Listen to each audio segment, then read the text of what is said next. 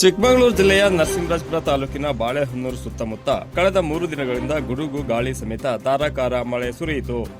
ಸಮೀಪದ ಮಾಗುಂಡಿ ಮಹಲ್ಗೋಡ್ ಗ್ರಾಮದ ಹಿರೇಮಕ್ಕಿಯ ಅಣ್ಣಪ್ಪ ಬೀರಯ್ಯ, ಬಾಲಪ್ಪ, ಗೀತಾ, ರೆಹಮತ್ ಎಂಬುವರ ಮನೆಗಳ ಮೇಲೆ ಮರ ಬಿದ್ದು ಹಾನಿಯಾಗಿದೆ. ಮಾಗುಂಡಿ ಬಾಳೆಹೊನ್ನೂರು ಮುಖ್ಯ ರಸ್ತೆಯಲ್ಲಿ ಮರ ಬಿದ್ದು ಕೆಲ ಕಾಲ ವಾಹನ ಸವಾರರಿಗೆ ಅಡಚಣೆಯಾಯಿತು. ತಕ್ಷಣ ಗ್ರಾಮ ಪಂಚಾಯತ್ ಅಧ್ಯಕ್ಷರಾದ ಅಬ್ದುಲ್ ಲತೀಫ್ ಭೇಟಿ ನೀಡಿ ಸ್ಥಳ ಪರಿಶೀಲಿಸಿದರು. ನಂತರ ಸುದ್ದಿಗಾರರೊಂದಿಗೆ ಮಾತನಾಡಿ ಶಾಸಕರಿಗೆ ಈ ಸಂಬಂಧ ಮನವಿ ಸಲ್ಲಿಸುತ್ತೇನೆಂದು ಭರವಸೆ ನೀಡಿದರು. ನ್ಯಾಷನಲ್ ಮೀಡಿಯಾ ಕರ್ನಾಟಕದೊಂದಿಗೆ ಬಿಆರ್ ನಾಗರಾಜಗೌಡ, ಬಾಳೆಹೊನ್ನೂರು.